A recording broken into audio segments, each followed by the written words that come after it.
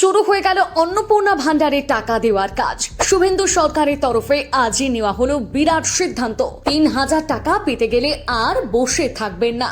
Already চালু হয়ে গেছে অন্নপূর্ণা ভান্ডারের অফিসিয়াল পোর্টাল। সময় নষ্ট না করে এক্ষুনি ফিল আপ করুন নিজের ফর্ম।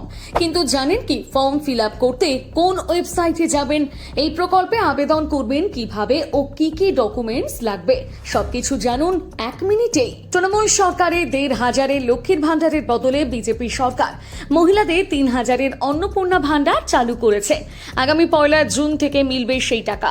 ইতিমধ্যে এই প্রকল্পে আবেদনের পোর্টাল চালু হয়ে গেছে। এর জন্য আপনাকে socialsecurity.wb.gov.in এ লগ ইন করে ওয়েবসাইটে গিয়ে আবেদন করতে হবে এবং এখানেই অ্যাপ্লিকেশনের স্ট্যাটাসও চেক করতে পারবেন।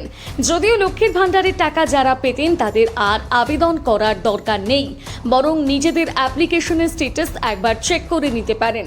এর জন্য রয়েছে মোবাইল নম্বর ও পাসওয়ার্ড দেওয়ার জায়গায়, সেগুলো দিয়ে ক্যাপচা কোড লিখে লগ ইন করলেই যাচাই করা যাবে। যদিও আপাতত সেখানে নতুন করে রেজিস্ট্রারের কোনো অপশন মিলছে না। শোনা যাচ্ছে কিছু যান্ত্রিক ত্রুটির কারণে এমনটা হচ্ছে। ফলে নতুন নির্দেশিকা না আসা পর্যন্ত এখন নতুন আবেদনকারীদের অপেক্ষা করতেই হবে। উল্লেখ্য, যারা লক্ষ্মীর ভান্ডার প্রকল্প করেননি তারাও অন্নপূর্ণা যোজনা প্রকল্পে আবেদন করতে পারবেন। এক্ষেত্রে শুধু আবেদনকারীর বয়স 25 থেকে 60 বছরের মধ্যে হতে হবে। তবে এই প্রকল্পে যে আবেদন হবে সেগুলোর তথ্য যাচাই করবেন গ্রামের বিডিও, শহরের মহকুমা শাসক ও কলকাতা পুরসভা এলাকার পুরসভার কমিশনার।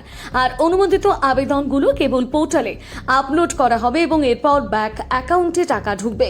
যদিও এক্ষেত্রে অ্যাকাউন্টে অবশ্যই ডেবিটের লিঙ্ক থাকতে হবে, কিন্তু কেউ যদি মারা যায় বা বাংলাদেশের নাগরিক হন তারা কোনোভাবেই এই সুবিধা পাবেন না।